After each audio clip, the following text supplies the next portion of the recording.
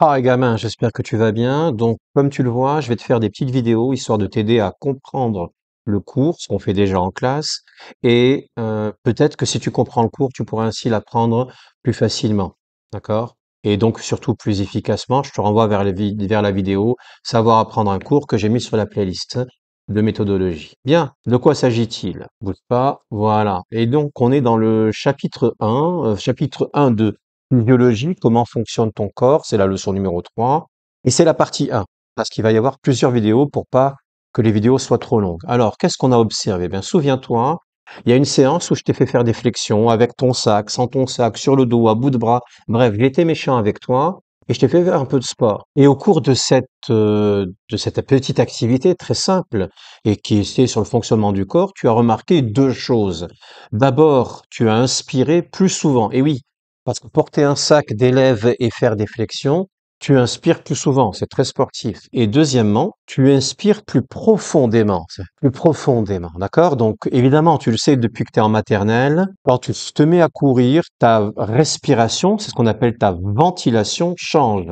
La ventilation, c'est ta capacité à inspirer et à expirer. Donc évidemment, si tu inspires plus souvent, au lieu d'inspirer tranquillement, tu inspires plus souvent, eh bien, dans ce cas-là, on dit que ta fréquence ventilatoire augmente. Qu'est-ce que la fréquence ventilatoire? C'est simplement le nombre de fois où tu vas inspirer chaque minute. C'est tout ça. Mais d'un autre côté, tu as inspiré plus profondément. C'est-à-dire que tu fais rentrer plus d'air dans tes poumons. Eh bien, dans ce cas-là, on parle de volume ventilatoire. Et donc, à l'effort, ton volume ventilatoire augmente. Donc, de ces deux premiers paramètres, fréquence ventilatoire et volume ventilatoire, si on les multiplie l'un par l'autre, on obtient un troisième paramètre. C'est celui qui va nous intéresser, à savoir le débit ventilatoire. Et la formule est très simple. C'est une simple multiplication. Le débit ventilatoire, c'est la fréquence ventilatoire multipliée par le volume ventilatoire. Rien de compliqué. Le débit ventilatoire, qu'est-ce que c'est? Eh bien, si je multiplie les deux, ben, ça me donne le volume d'air, j'ai bien dit d'air, pas d'oxygène, le volume d'air qui rentre dans mes poumons en une minute. Tu te doutes que si tu respires plus souvent, si tu ventiles plus souvent, alors tu cours quand tu fais 3 fois le tour du terrain, et si tu en plus tu inspires plus profondément, eh bien tu vas faire rentrer plus d'air en une minute. Il est donc logique de comprendre simplement que le débit ventilatoire augmente quand tu es à l'effort. Voilà. C'est ça. Ça, c'est mon cours. Donc, pour ceux qui ont du mal à organiser les feuilles, quand il y a marqué le titre en haut en rouge, eh ben, c'est que c'est le début du chapitre.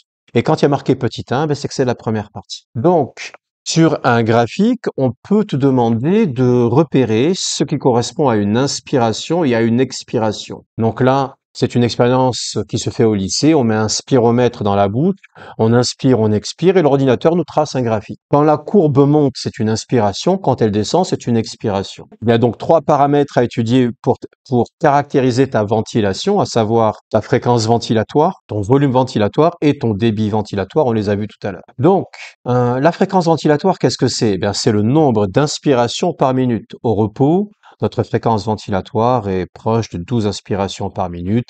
Ça, c'est pour un homme comme moi. Continuons. Notre volume ventilatoire, c'est quoi? C'est le volume d'air qu'on inspire chaque inspiration. Donc, moi, par exemple, quand j'inspire, que je suis au repos tranquillement, eh bien, j'inspire 0,5 litres par inspiration. Si je multiplie les deux, j'obtiens le débit ventilatoire, c'est-à-dire la quantité d'air que je fais rentrer dans mon corps en une minute, tout simplement, en appliquant la formule dV égale FV fois VV. Donc, ce graphique, tu l'as construit en classe. On a passé une séance et demie à fabriquer ce simple diagramme en barre, histogramme si tu préfères, qui mesure le débit ventilatoire pour chacun des efforts. Et on voit quoi? Eh bien, on voit que notre débit ventilatoire, il augmente et que par conséquent, plus l'effort est intense, plus nos paramètres ventilatoires changent, ils sont importants, tout simplement. On vient de terminer la première capsule vidéo. Il s'agit ici maintenant de passer à la deuxième partie, à savoir répondre à la question: par où passe l'air que nous inspirons? Par où passe l'air que nous inspirons? Rien de compliqué et c'est nécessaire. On est bon? Très bien. Eh bien, écoute,